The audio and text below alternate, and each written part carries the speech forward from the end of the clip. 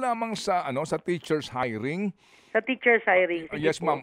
Ang sinasabi po ni Secretary, ilan ang ating pong kakulangan sa mga guro at bakit po patuloy na may reklamo sa ilang mga lugars na marami namang teachers available for DepEd pero napakabagal at napakahirap makapasok sa DepEd? May proseso po kasi Manong Ted kung papaano nag-a-apply ang mga guro. Hindi naman po mabilisan lang na Mm. parang 1 week ay ma-hire na or 1 month. Pero ang ginagawa po kasi natin, naalala ninyo po, ay nagkaroon tayo ng eleksyon. So may ban po tayo. Ibig sabihin, may time na hindi po tayo pwedeng magbigay ng appointments.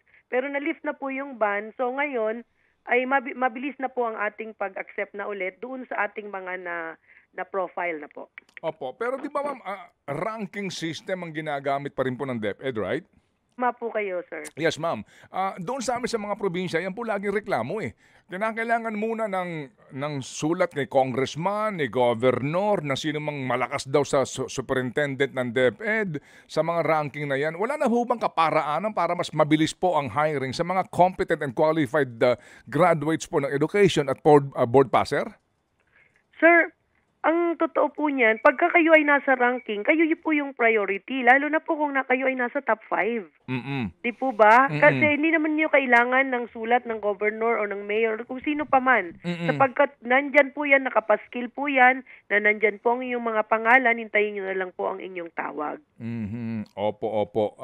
Baka ho may wrong notion na pag mayroong sulat galing kay congressman, mas mabilis makukuha. Kasi tayo po kumuha ng mga teacher na wala doon sa Registry of Qualified Applicants na tinatawag. Opo, Ibig sabihin, sila po yung nakapasa talaga sa rigorous process na ginawa natin in teacher selection. Opo. Ngayon po, ma'am, plantilla positions na po ito. Meron na ho kayo. Ilang libo ang bakante po na plantilla po ito? Meaning talagang nasa budget? Opo. Dati po ang shortage natin ay 56,000 mahigit. Napababa po natin ito ng 32,916 itong nakaraang 2 taon. At ngayon po ay nagsubmiti po tayo ng 20,000 new items at naibigay na po ng DBM ang 16,000 items na for hiring po ito ng new teachers at hinihintay na lang po natin ang 4,000.